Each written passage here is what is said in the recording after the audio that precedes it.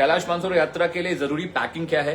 जैसे आप हम कहीं घूमने जाते हैं, कोई हम प्लान करते हैं, अपना वीकेंड प्लान करते हैं, कोई हम अपना टूर प्लान करते हैं, तो सबसे इंपॉर्टेंट चीज है हमारे कपड़े, हमारी रोज की दवाइयां, हमारे खाने का सामान जो हम कैरी कर सकते हैं, जो ड्राई हीटिंग मटेरियल्स हैं उसको हम साथ में कैरी करते हैं। दवा, बैंडेज, सर्जिकल मास्क चाहिए क्योंकि नाक पे जब हवा लगती है -10 डिग्री तो नाक जम जाती है, आंखों में दिक्कत होती है। प्रॉपर ग्लासेस आपको रखने हैं क्योंकि पहाड़ी इलाकों में जो सन का रिफ्लेक्शन है वो मैदानी इलाकों के मुकाबले बहुत हार्श होता है, बहुत कठिन होता है। आपकी जो आई पेडल्स हैं वो जल जाती हैं, आपका रेटिना ड्राई हो जाता है बर्फ की वजह से।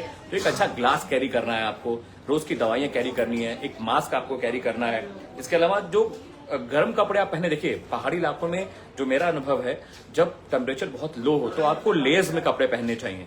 ये नहीं कि आपने एक जैकेट ले लिया जो -10 डिग्री का, उसी को आपने पहन लिया। आपको लेयर्स में कपड़े पहनने हैं, यानी पहले नीचे एक गर्म लेयर होनी चाहिए, उसके ऊपर एक स्वेटर होना चाहिए, उसके बाद एक नॉर्मल जैकेट होनी चाहिए और उसके बाद एक बड़ा जैकेट होना चाहिए। क्योंकि अगर आप लेयर्स में कपड़े नहीं पहनते हैं, अगर मान लीजिए आपको खाना खाना है या कोई आपको वॉशरूम जाना है, तो अगर आप अपने कपड़ों को बदलेंगे, एक जैकेट आपने पहना वो निकाल के गए तो आप बीमार पड़ सकते हैं। तो हमेशा लेयर्स में पहनिए। अगर इन इलाकों में आप जा रहे हैं, पहाड़ों पर अगर यात्रा किसी ने की है तो वो समझेगा कि लेयर्स में कपड़े पहनने क्यों चाहिए।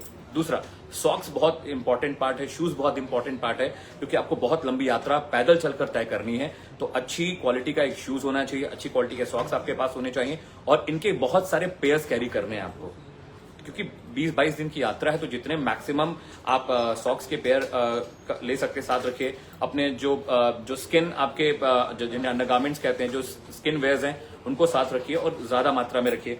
इसके अलावा ID card, passport, medical report, stamp papers, ये सब चीजें मैं आपको पहले बता चुका हूं। इन सब चीजों को आपको कैरी करना है और स्कैम से बचने की जरूरत है। देखिए समझिए, कैलाश मानसरोवर यात्रा हर कोई करना चाहता है। 5 साल के बाद ये यात्रा शुरू हो रही है। करोड़ों लोग बाबा कैलाशपति के दर्शन करना चाहते हैं। ऐसे में इस दर्शन के दौरान बहुत सारे स्कैम भी मार्केट में होते हैं, फेक टिकटिंग होती है। बहुत सारे ट्रैवल एजेंट्स हैं जो आपको कहते हैं कि हम आपकी टिकट 50,000 में करा देंगे, 2.5 लाख का खर्चा है हम आपको 1 लाख में भेज देंगे, 1 लाख का खर्चा है तो हम आपको 70,000 में भेज देंगे।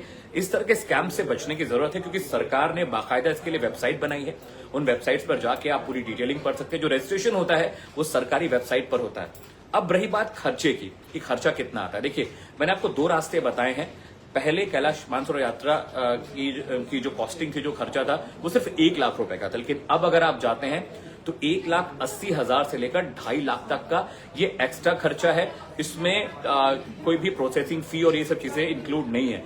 ये आपको प्योर पैसा 2.5 लाख रुपए तक देना होगा और ये सारी पेमेंट सरकार के खाते में जाती है।